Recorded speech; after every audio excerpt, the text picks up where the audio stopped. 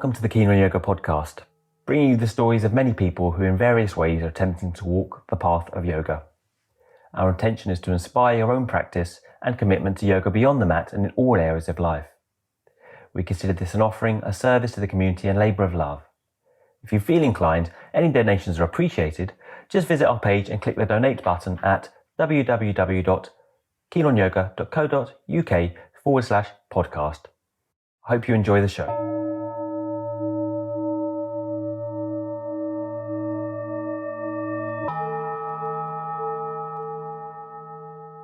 Today's guest on the Keen on Yoga podcast is Peg Mulqueen.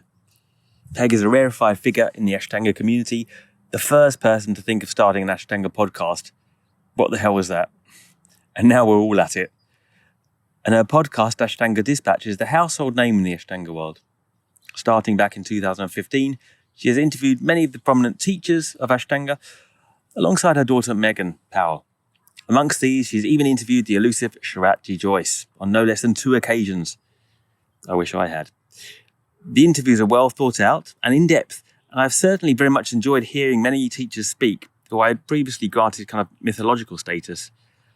Her interview style, opposed to mine, is perhaps more upbeat and vocal, I have to say, although I couldn't emulate it, but she's definitely inspired me. Which is why I jumped at the chance to interview her and hear particularly from her, because Peg is an extraordinary teacher in her own right, a mum, a teacher, as well as a staunch advocate for the practice being applicable and representative of women and to women and their needs. And she also has a wealth of learning and stories regarding her unique experience maintaining Ashtanga Dispatch. So I feel strongly that we need more voices like Peg's in the Ashtanga community, and I'm very happy that this erudite and knowledgeable practitioner and teacher finally got to speak a little more about their journey with yoga. Welcome, Peg. Welcome to the Ashtanga Dispatch podcast. I'm Peg Mulqueen, your host. No, this is the Keen on Yoga podcast. Come on, Peg. No, this isn't my podcast. Well, it's a joint podcast. How about that? I can share. You can share. That's why I'm honoured. No, actually, Adam, I am really honored. Like, this is delightful. And I have to tell you, I think you are the very first person that has ever invited me. Really? Yeah. That's crazy. Thank you. Well, there you go. Now I'm very excited to talk to you, and no, I am really honoured. Let's start then, Peg. And well, I want to ask you how you started, how you got into the podcast, why you started it, for what reason motivated you? Because you were the first one, as I talked to before we started this. You know, we had a long chat, and and Peg was the first one to do this, and now everyone like me is chiming in with it. But back in the day, people didn't even know what a podcast was. What motivated you to start? What wasn't my idea, as like most things. So when Ashtanga Dispatch, like the name, came about, because I used to live in DC, and in DC, Ashtanga had a really bad reputation. Like, only teachers practiced, and there were rumors of injury, and there were no female teachers. Sure there were. Right, okay. Okay, so then Jen, my friend Jen Renee, was going to open up a program. First woman, not authorized. But we kind of needed to make this more approachable. We needed to make this something that people would feel like they could walk into, a room they could walk into. So we felt like we needed to give it another name, and we also made really silly videos. So we made silly videos and gave it the name Ashtanga Dispatch. And that was, so we started I did my writing and my blogging and made the silly videos, and Jen was the teacher. So basically I was the comedic act and she was the real thing. But at the same time, I was involved in other yoga communities, one of which is the Baptiste yoga community. And my friend Leah Cullis. Oh, I didn't know that. Yeah. So, and Leah and my friend, so she got together a group that taught at the White House during the Obama years and during the Easter egg roll. I was part of that group that taught yoga at on the White House lawn during Easter. And Chris Lucas was also part of that group. And at the time, he was doing a lot of things for Barron. So we all became friends. Chris started watching what I was doing, making my silly videos with Ashtanga Dispatch, blogging, whatever. And he said to me, Peg, you've got something with this Ashtanga Dispatch. Like, there's something to it. And I said, oh, and he goes, have you ever thought about a podcast? And I said, does anybody even listen to those? And at the time, the Serial podcast had just been released. It was 7 years ago. It was when, do you remember Serial, the podcast Serial? It's old. Yeah, it's podcast old. So it might be. I thought it was older than that, to be honest. Oh, I don't know. It might be. It actually might be. I don't remember. And, I'm not really good with numbers. I shouldn't say that as an Ashtangi, but I'm not. We don't get John Scott on here asking you about your vinyasa. Oh, for God's sakes. I know, right? I'd have to count out. Yeah. So I said, well, does anybody listen to those? He said, have you ever heard of Serial? And I said, no, but I'll go listen. And he said, I think we should do one. We'll do a few. That's what he said. We'll do a few. I'll help you. So he set the whole thing up. All I had to do was interview people. And I just wrote to a bunch of people. Nobody knew what podcast was, but they all said yes. And they were all super cool because I knew a lot of them anyway. And as with most things, Adam, if I would have known then what I know now, I went into it knowing nothing. And I think that made it easier to start it. Because somebody else was doing everything for me. Chris, by the way, ended up producing and editing that podcast for years. So that's why the sound quality may have changed when it changed hands. He actually does. Have you heard of Om Practice, the online Om Practice? He runs that. That's his next project. And he did that before COVID. He's always been one of those people who just could see something coming down the line. And he's an idea person, and he is brilliant and amazing. And he doesn't practice Ashtanga. He just kind of knew of its reputation, and he really enjoyed the fact that we were shifting that idea and trying to broaden it and, again, make it more inclusive and feel more welcoming. And he was just saying, hey, here's another platform. Let's do it. And luckily, there weren't that many people. I can't imagine doing it now when there's so many. There was just so few at that point that it was just sheer numbers that allowed us to grow, that the lack of numbers, you know? But and your message was to kind of expand Ashtanga out of a potentially slightly rigid way of conceiving it, right? Yeah, and certainly that was the driving force behind it, to make it inclusive and to make it kind of not so maybe dour, a little bit more spirited. Adam, when I first started Ashtanga, when I first started practicing yoga, let's go just forget. And I was working on a doctorate at UVA in education. I was the director of counseling for a school system and an avid kickboxer, loved kickboxing. Started taking a yoga class at the gym, right? It was I went to the dojo for kickboxing. No, actually, I took my yoga class first, went to the dojo for kickboxing. I would leave when they would all rest so that I could make my kickboxing class. I really did not see much use in I was just doing it just to stretch my body. Surely there'd be yoga to relax after kickboxing. This was 16, 17 years ago. This was a long time ago. So there wasn't nobody was there to tell you how. This was just a person at the gym who'd done a weekend workshop. I did it. Anyway, she was pregnant and she was like, I need somebody to teach this class. And you can do the physical postures. She didn't say it like that, but that's really what she was saying. Can you teach it? I'm a teacher. I can do the postures. It makes sense. I would teach it.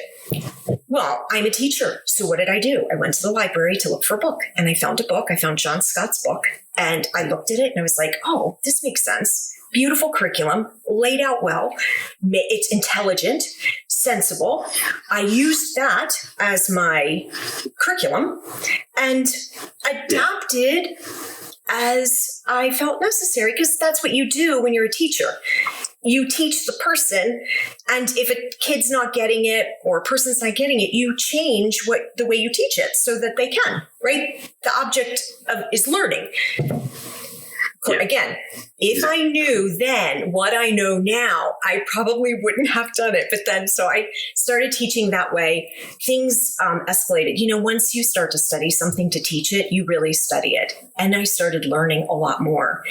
And it really spoke to me. I was a counselor, but what I found was the people that I was now teaching yoga to were making real changes in their lives. Like, they were really thriving. And so I started teaching it at the school to some of the high school students and some of my counseling groups. And it just grew that one day I got my contract and I was like, I'm going to open a yoga studio. I quit my doctoral program. I didn't sign my contract, and I opened a tiny yoga studio. Anyway, I was teaching, and then a friend of mine was going to Mysore, and she said, will you practice with me? And because I'm going to have to know some of this stuff when I go over there. And she tells me, I remember we got to maybe the middle of the primary series, which is where I would start doing the adaptations, right? And she said, no, you're not allowed. They will kick you out. And I was like, what? They'll kick you out? And she said, yeah, they'll ask you to leave here. And I just thought, that is bullshit.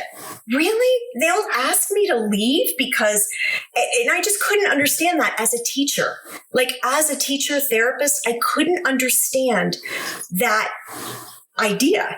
So then then people started telling you stories about how they all got injured and how it's only for teachers and blah, blah. And I just thought, I don't want any part of that. And so I took trainings with Shiva Ray. I got involved with the Baptiste community. I practiced other things and then found my way back into it. And that was David Kyle. So he likes to say he converted me.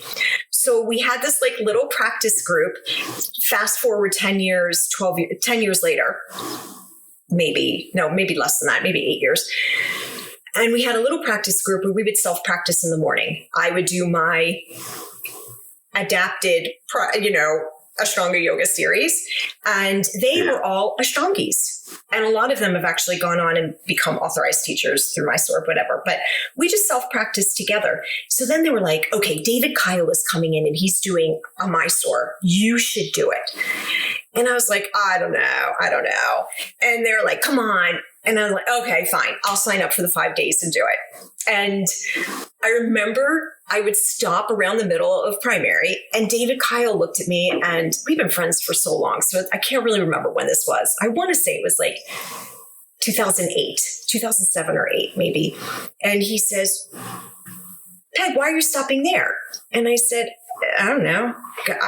And he said, do the next posture. And I said, what is it? And he tells me what it is in Sanskrit. And I go, what's that? And he goes, okay, go home and learn this and then come back tomorrow. And so anyway, I remember getting to Supta Karmasana, and he took me out of Supta Karmasana. This is day 3 into a handstand. Yeah.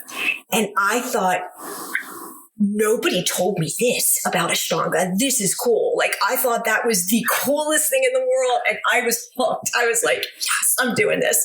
And he was so lovely.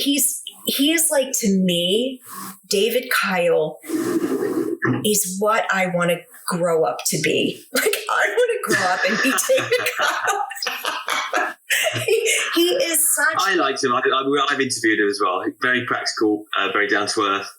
Slightly, in some ways, slightly cynical, which I quite like.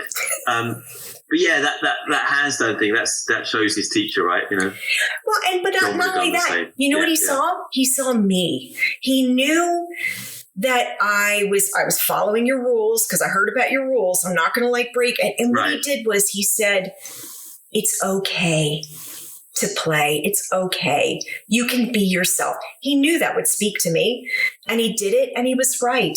And I realized that yes, there is rigidity, but it doesn't have to be that way. He never did it with me ever again. He did it with Megan on her first week of my sport. Okay. I see this little shtick going on now, isn't there?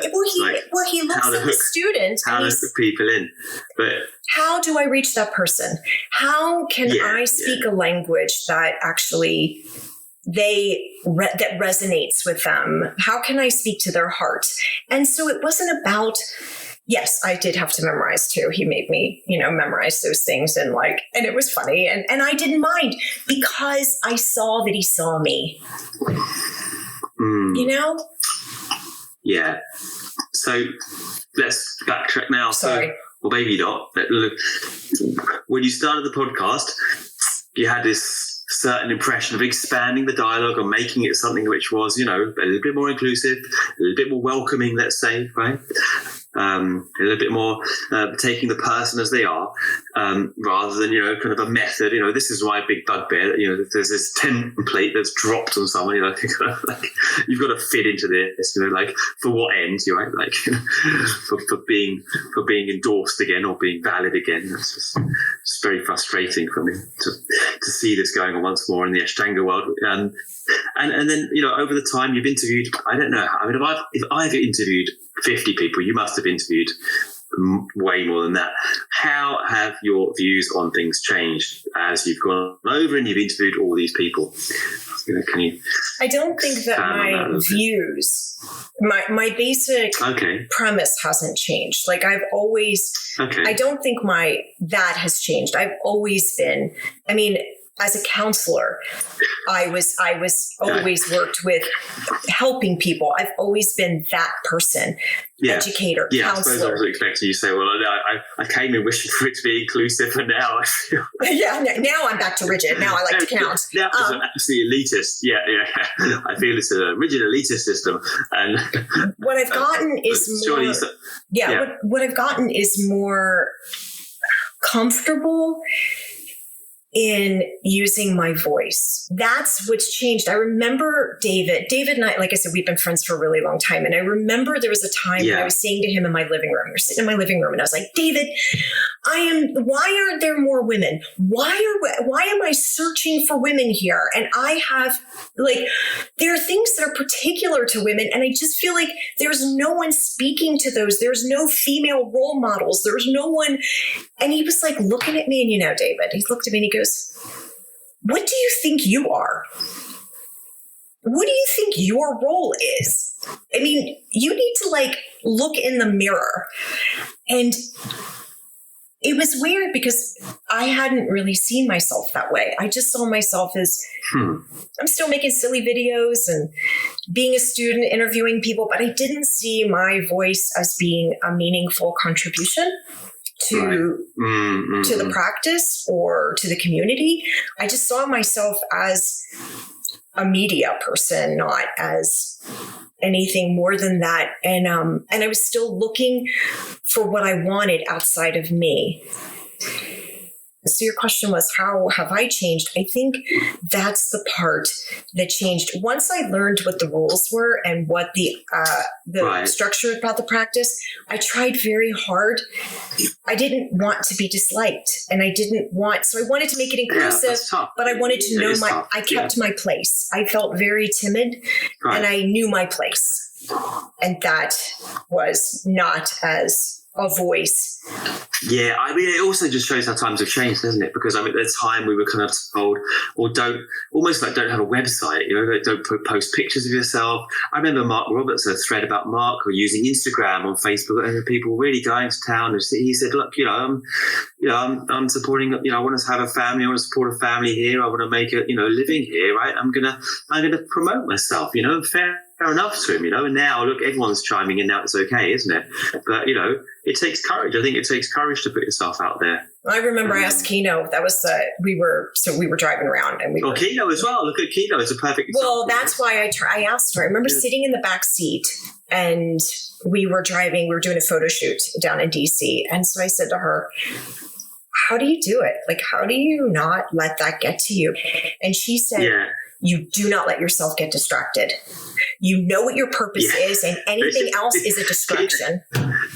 In the nicest way, Kino's a machine, like she just doesn't seem to, she just goes for it. And I've always thought that she was fantastic, and always. If you're listening, Kino, I've always stood up for you, and please come on my podcast. Well, I mean, I appreciated that from her. She's eluded my grasp over a year of the podcast. I always had her one time in my net, but then COVID came.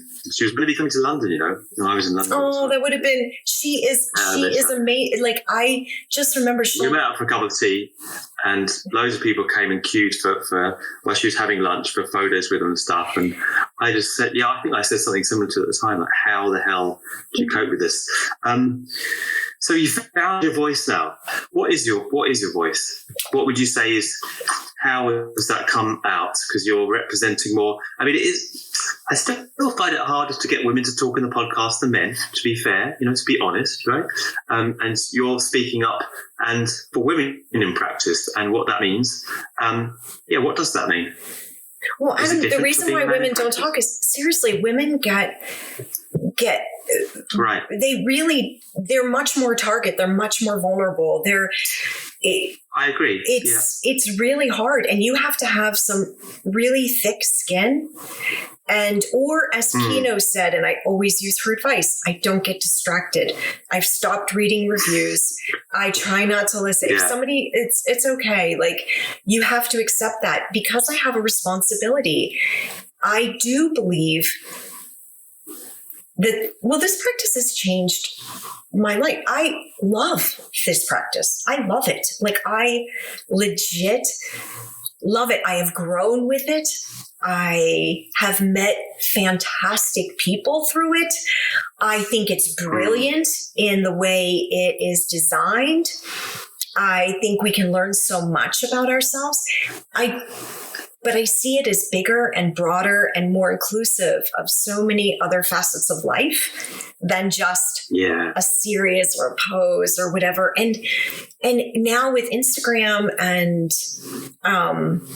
it's still we still are so very narrow sometimes in our ways. So what happens is somebody has a baby, somebody gets older, somebody gets injured, somebody doesn't have a teacher, COVID, and all of a sudden we're like, oh, there went my practice, because it doesn't now fit into this very small box that we've made it into. So we feel like my voice is just saying, let's soften the lines a little, open the sides. Like, this is okay. No one's going rogue here. Like, we're not a circus. Like, it's honestly more a circus act when you stick to the very serious. But like, this is supposed to enrich and feed our lives and bring us joy.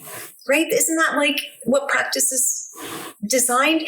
And so it's not, so to me, in the beginning, I was very much a woman's voice. And I think a mom in particular, because I did feel like they felt very disenfranchised. It was, your practice changes when you have small children. It does. I mean, you just can't, and your body changes. My body changed through menopause. Not that I will subject you to the menopause talk right now. I will not, but. No, I'm interested in expanding this issue. I really am. And I'm trying to get a workshop done on menopause. If you fancy teaching it, you can. I think it's very important. If anyone's listening out there, if you would, Peg, honestly, I feel very strongly it needs to be expanded for women that had children. Just the process of having children is huge, and then obviously the issue of menopause is also huge. And for God's sakes, I mean, like, as we were talking beforehand, I mean, if you're put off practice because if you can't do this, you can't, go past half primary, or if you can't, you can't do a whole primary series, you can't do anything. I mean, it's just ridiculous, so yeah, full power to you. I'm really pleased. You should speak out. Yeah. There's something really simple, a woman's center of balance is lower than a man's. So like, I was obsessed with pressing up, and really? Yeah, totally. I can now. I was trying to press up like a man. Yeah, I can. 55, still can do it. I do it like once That's a week. incredible. But incredible. it was all about finding my center of balance. I'd been practicing. I feel like most of my Ashtanga, I practice like a man. I noticed that with women, they'll have their hands further apart when they do jump backs and jump throughs. And what they're doing is a man's hands will be further apart because your shoulders are broader, but a woman's are not as broad and our hips are bigger. So even the way, for example, the Bakasana exit, right? Where the hips go up just a little. In a man, his shoulders are wider and hips just typically, and hips are smaller, right? I'm not saying all men are like this or all women are like this, but typically a man's shoulders are wider and his hips are smaller. Yeah. So doing that lifting of the hips that is at an angle at your shoulders makes a lot of sense. It would be a functional way to do it. A woman, her shoulders are more narrow and hips are usually bigger. That is a good way to destroy your shoulders, is to continue to try to do that over time. And you see women's shoulders going out a lot, especially at a certain age. Yeah, I'm pretty pleased. Yes, pleased you can speak. I've tried to get. I have to say, I've tried to get a few women to say the differences in practice between a man and a woman. And I don't really have. I haven't had many. That's really good to hear because there are differences. And I've often introduced a question and it hasn't really met much of a retort. So yeah. Okay, just to change a little pace there, because everyone wants to hear about your interviews as well. So we'll come back to other things about what we feel, but let's just give the public what they want and ask, do you have any interviews that stand out for you? Eddie Stern was like my bucket list. Like I really wanted to interview Eddie, and I didn't know him that well, but then so I was going to be in New York and I emailed him, and he's so good about email. Like he's always answers. He's very sweet. And I said, I'm going to be in Long Island. Do you think, like I was thinking about on my way home, practicing, and we could do an interview after. He emails back, yes, ! Come practice. I assumed that it also meant, and we'll do the interview. So I forget that he lives that it's New York and that I can't find parking, and I'm coming from Long Island and there's a lot of traffic. I'd flown in from Montana. I forgot for some reason all about traffic. So I'm late. So I get to his house because remember his Shala at the point was in Brooklyn in his house in the basement. So you get there and you check in the kitchen and then you go down the basement to where practice is. And I'm late. Like we've got 40 minutes left. He comes over, gives me an Utita assist, and he says, Peg Mulqueen. And I said, yes. And he said, good to meet you. You have to finish up by this time. And I said, no problem. And so I finish up and I go up to the kitchen, and then there's some people in the kitchen and they're all like, oh, you're Ashtanga Dispatch. And I'm like, yeah. And they're like, are you interviewing Eddie? And I'm like, yeah. And I'm sitting again in his kitchen and Shawl is over because I was the last one there, and people start to dwindle. And he goes upstairs. I figure he's going upstairs to get showered. So I sit at the kitchen table. People are talking to me. It's fine. It's not awkward yet. The guys that were checking people in, they've left. Now we're down to like one last person in the kitchen with me. And finally she goes, well, I got to go. And she leaves. And I'm sitting in Eddie Stern's kitchen now alone. And now I have been there for 45 minutes after practice. And I don't know what to do. If I leave and he comes down, then I'm a dick because I've just stood up Eddie Stern and you don't do, like, I'm not going to do that. If I stay, I'm a stalker. And he I mean, like, I don't see a good way out of this and I don't know what to do. So I work up the nerve and I email him because he's a good emailer. Email him, yeah, that's what I've done, yeah. So, hey, I'm downstairs. Are we doing that interview today?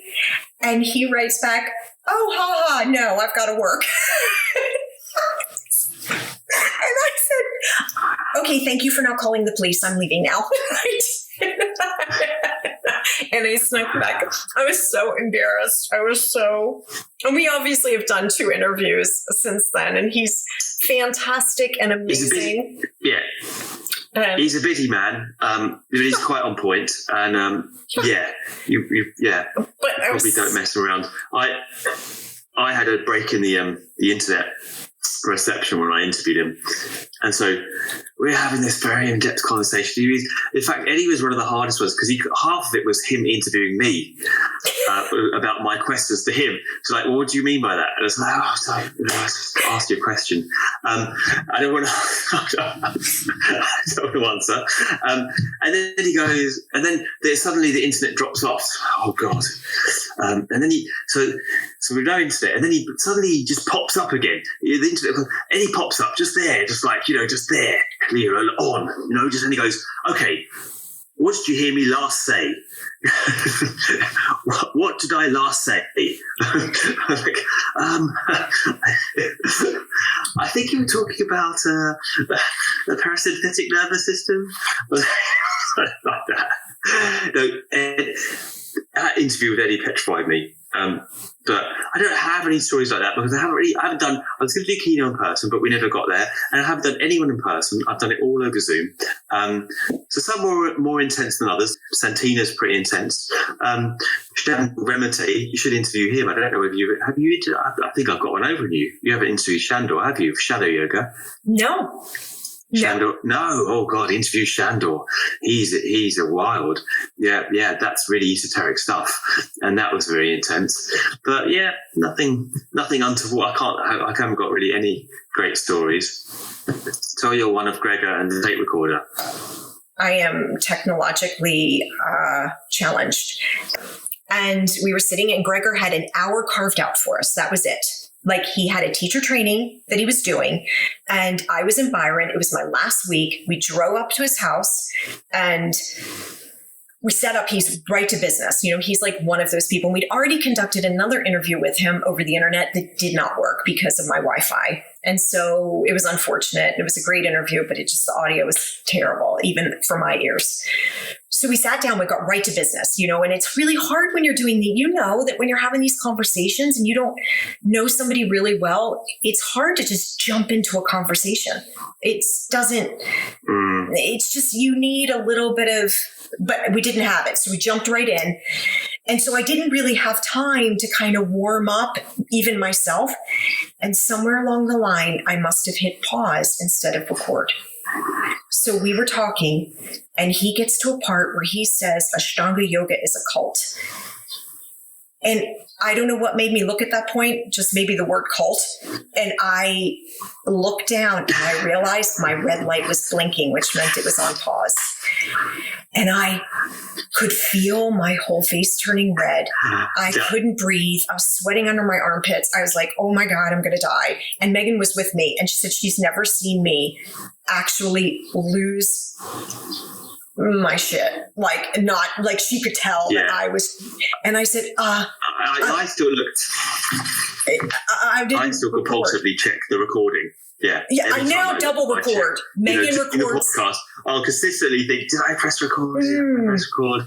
Oh God. I always do too now. But yeah, anyway, I had to tell him. He was so I could tell. He was looking at me like, really?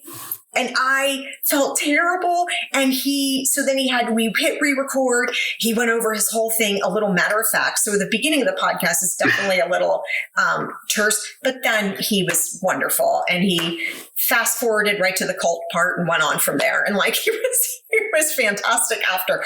But for that moment, I thought, he's going to kill me. He is probably thinking, who the hell is this woman that I've just had in my house? But he was super sweet after, and it worked out. But I did learn a really valuable lesson, and that is always have a backup. Check your tape recorder. Say the thing about your ad. He was, honestly, in relationship wise, he really does enjoy families. Like anybody that knows him knows. Yes. He is incredibly family centered. Yes. And having mother and daughter in the shala, it was always he always made it quite special. He was always sweet to us, and he was always good to us. And when I asked him to do the interview, he agreed. And I was really surprised because he'd never done a You did it in Mysore. I did it in Mysore. And, the power went out in the middle of it and all of that. But he was, it was sweet. He was a little timid in the first one. I could tell, like, he was a little nervous. He's a little shy and not well, if you met him when Darby Joyce was still alive, he was very shy. Oh, was he? He's completely didn't know that. developed in that role. He was very, very shy. He was. I remember hosting him. Well, I didn't host with Trees. My wife hosted him at Purple Valley, and at that time he wouldn't talk. He wouldn't do anything other than posture names in the afternoon. There were no conference. He wouldn't. It was just learn the posture, chart the posture names, but he wouldn't give any advice or anything. He's completely. Things have changed, but I always ask it. I've asked him a whole bunch of times for an interview, and I haven't got a response yet.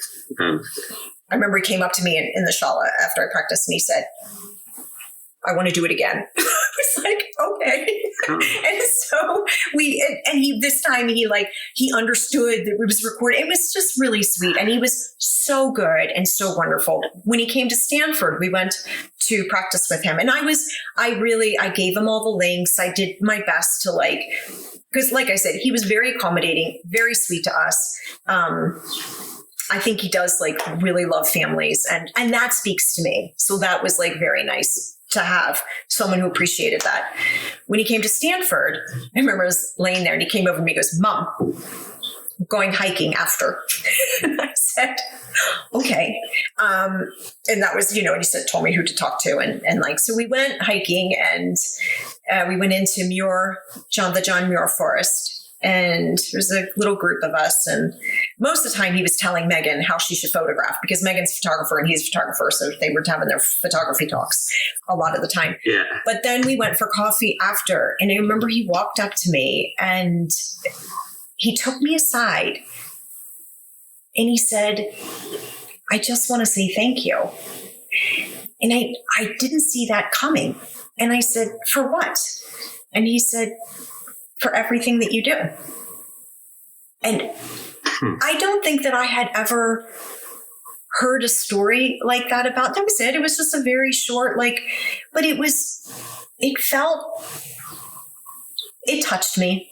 I just thought, he does know. He is watching. He understood. It was like he understood what I was doing. It wasn't I don't know. I think some people misread and they think it's all about media and attention and Instagram and all of that. And that's never been, Adam, that's never been my purpose for anything that I do.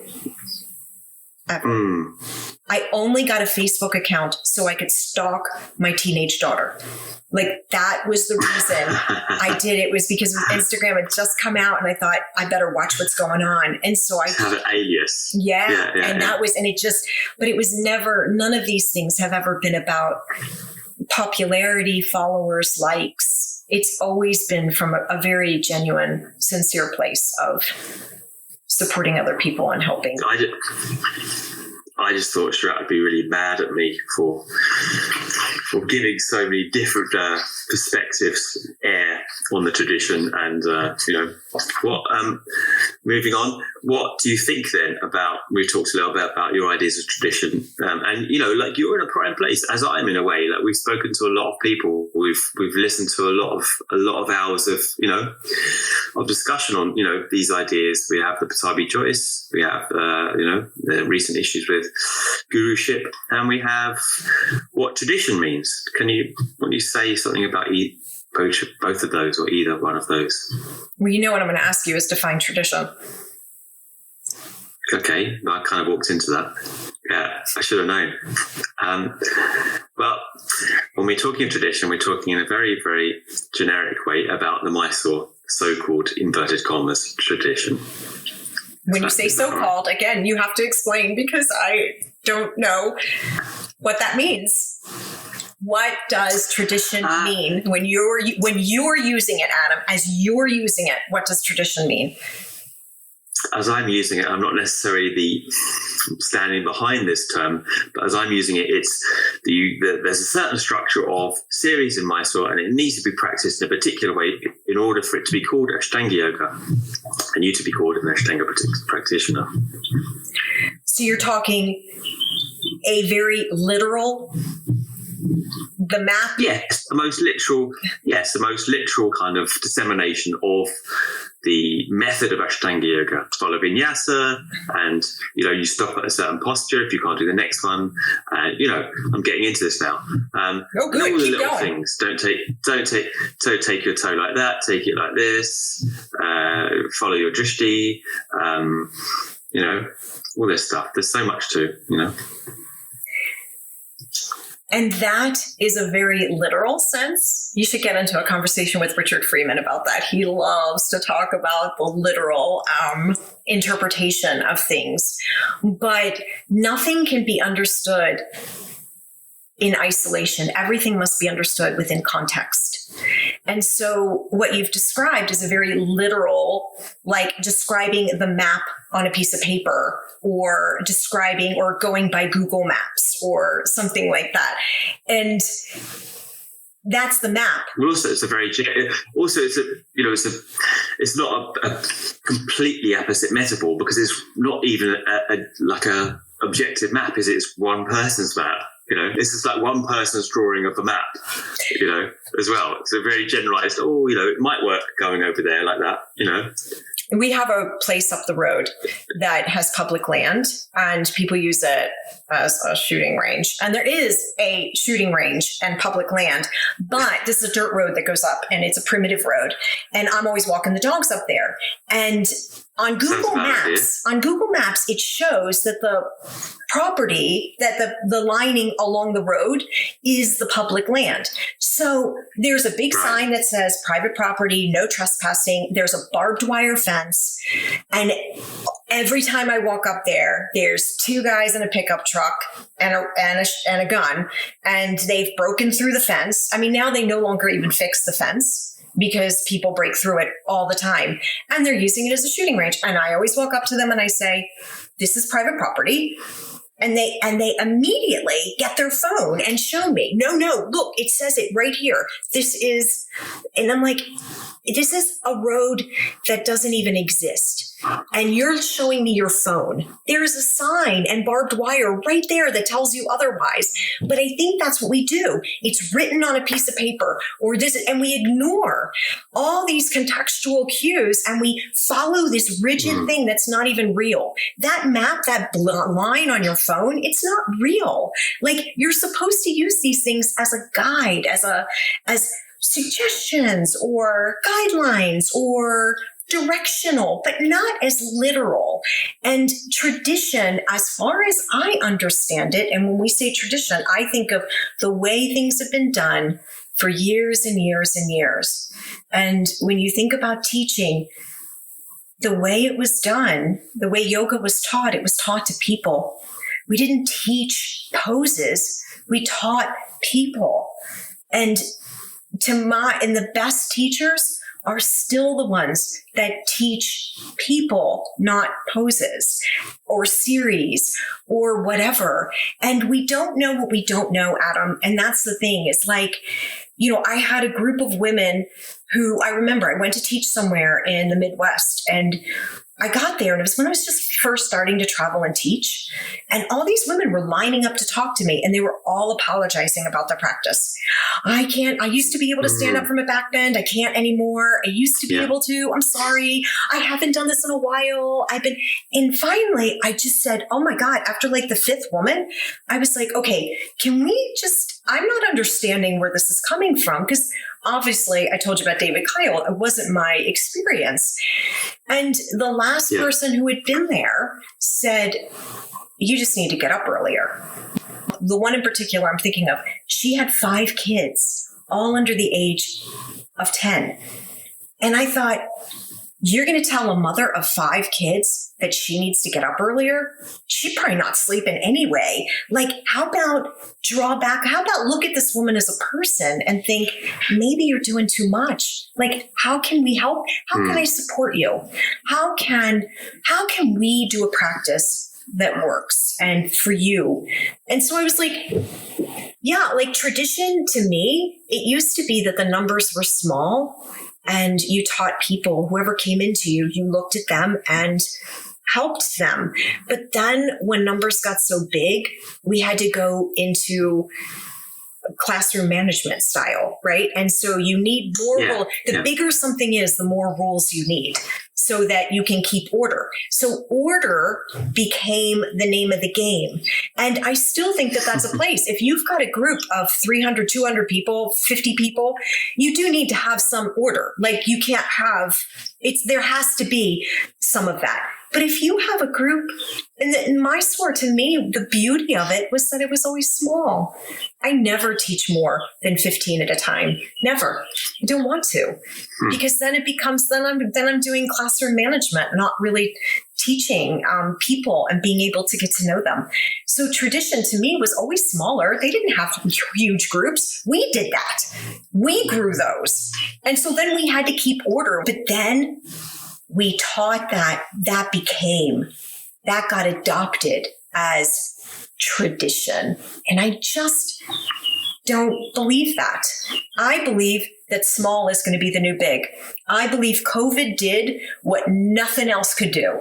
It finally dismantle it. You know what? Disruption. Disruption is not a bad thing. To have something be disrupted means we have to stop and pause and relook and rethink. And COVID may have scared the bejesus out of us in the beginning, because all of a sudden we're like, well, crap. Now what am I going to do? No one to tell me what to do, how to do it. You know, who's going to... We did what we did. You were asking me about Indy, about the cold, my Indian dog. And I said, she's resilient. She grows a second coat now. We're resilient. We figured out how to practice. You just start.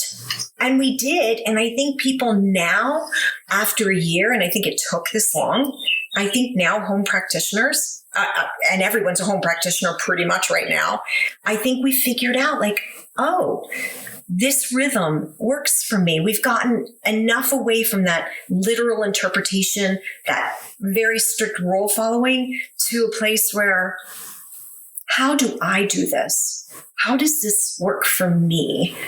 What I think, though, is that to play devil's advocate with you, is if I hadn't had some kind of method or a bit of a framework or a little bit, I don't want to say a heavy hand, but a little bit of stricture and a little bit of strictnness around my early days of practicing, I think I would have just done whatever the hell I wanted. When you're teaching somebody for the first time, you do give them more guidance. But how do you think my kids would like it, my 24-year-old son and my 28-year-old daughter, if I treated them the same way that I treated them when they were 5 and 10? You know, they would be a little resentful, like, Mom, a little bit more freedom. I think I can figure, what if I still told them what time to go to bed and what to eat for dinner? And at some point, you're supposed to work yourself out of a job. You know, your job as a parent is to get rid of your kids. I think your job as a teacher is to not be that person. Get rid of your students. Yeah, you should. Yeah. Well, I've always said that about my students. Please, at a certain point, be independent of me. I think it's, but also, we are, Ashtanga is a little bit trademarked, isn't it?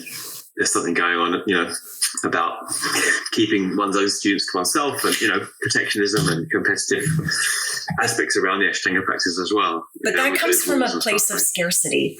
That comes from a place of me. It's about me. Then I need you to need me. Like, I need you. There's no benefit for the student of this kind of mentality. Yeah, honestly. Well, can you just say a few things about the Pattabhi Jois and the guruship thing that you were talking about to me before? I left space in the beginning for teachers that had a very close relationship with Pattabhi Jois to process what was going on. I told you, by training, I'm a therapist, and even though I teach yoga now, and I certainly have let that go,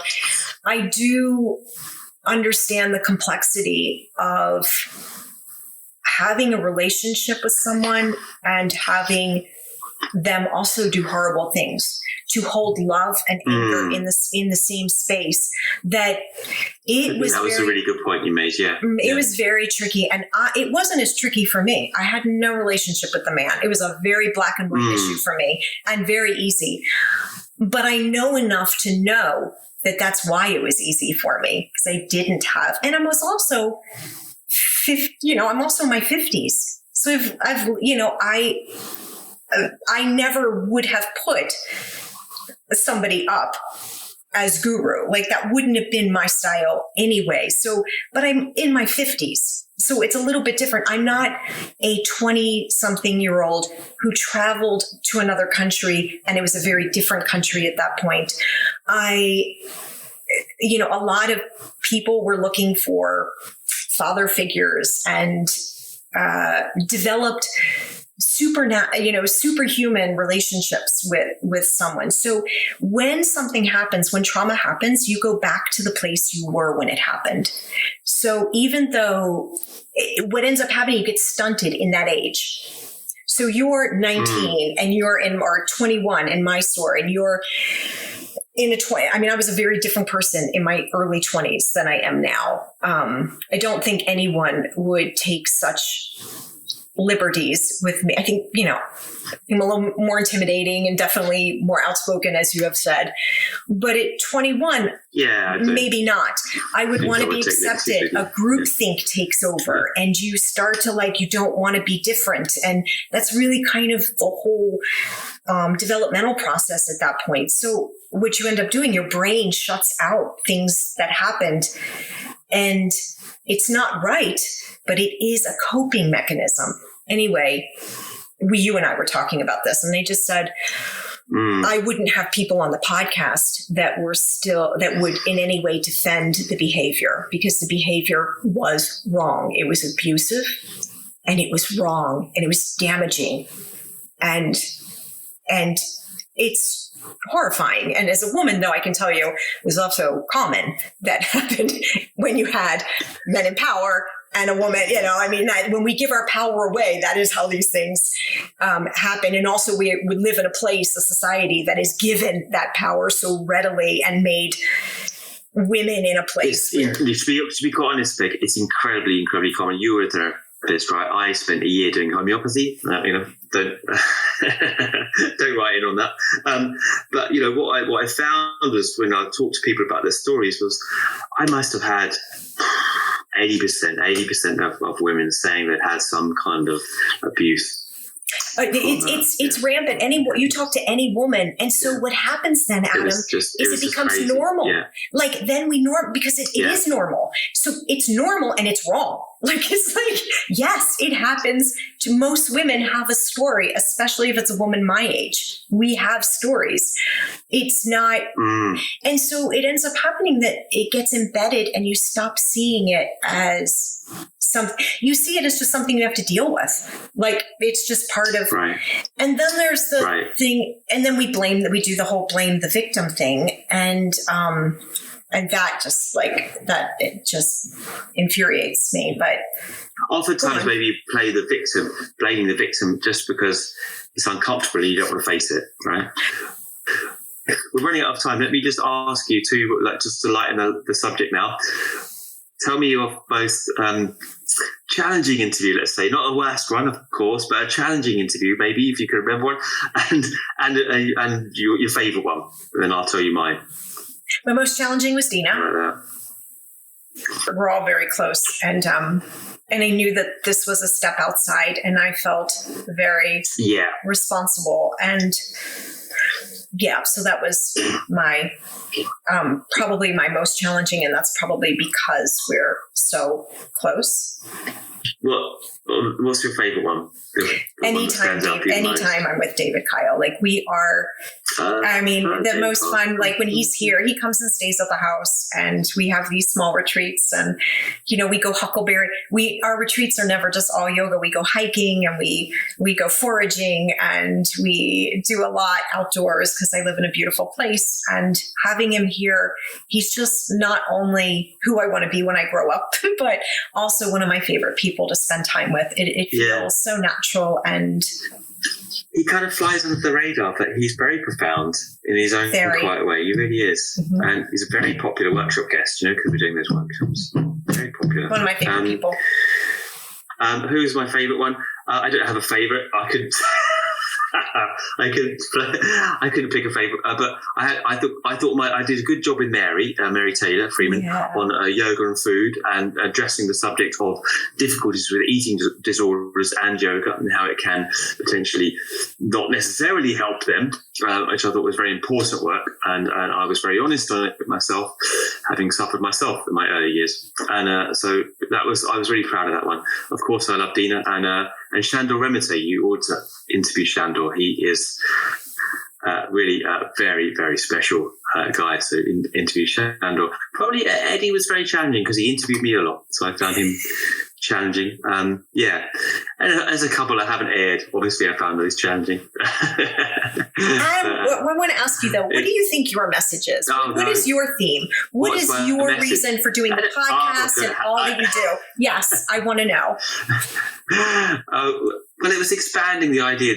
I was expanding the debate beyond this rigid, literal sense of the Ashtanga, and just make it like I've had so many people come up to me and say, "Well, I've been injured by some stupidity of teachers, adjustments." It just makes me so. I mean, I try and keep a low profile on these podcasts, but it makes me so mad that people have put off yoga. They stop yoga either being injured by some stupid adjustment or being told that they have to do half primary for the whole of their lives because they can't put their legs behind their head or binding Marichasana D or.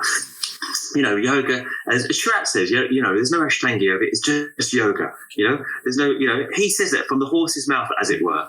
There's no Ashtanga yoga, there's just yoga. And that is the point, it's a method. If you like the method, great, or if you don't quite like this presentation, well, can you still get the benefit of vinyasa, breath and bandha through making it like this for you? Because that's the point, the point of the yoga is why I like what we call Ashtanga yoga. Why I like this is because it has this way of getting you into your diaphragm, and the diaphragm is the key through the idea. Sometimes for some people the counting, for other people the posture with how to do it with the breath. There's a number of tools within this Ashtanga of how to get one into understanding how the breath functions throughout the body, right? How the breath leads you into your own body, how the diaphragm is a trampoline to get you to understand the vital mechanism that's going on in your own body, and how it clarifies your own consciousness, So, I think that doesn't have to be put forth in such a literal manner, and you can find many ways of doing that. And it's such a shame that there's these roadblocks that have been put there, and they don't need to be there. So, I would say thanks for Peg, but it's been a joint endeavour, and it's been wonderful to meet you, Alas, because I suppose you were kind of a hero of mine, really lifting the veils of the mystique of Ashtanga yoga in the early years now, when we really didn't have anything, we didn't know any of these teachers, what they were like, or hear them speak even. So it's wonderful work that you've done, and I want to thank you from everyone that has listened to your podcast and benefited from them. I want to thank you as well. Well, Adam, thank you too. I mean, like it gives me joy to know that in any way I helped inspire what you're doing now, because we need your voice and your platform and your message. That is so important. And the next time we do this, and we will do it the next time, you have to, I talk less, you talk more. That's the deal. All right. Let's call that a wrap. You're amazing. Thank you. Thanks, babe.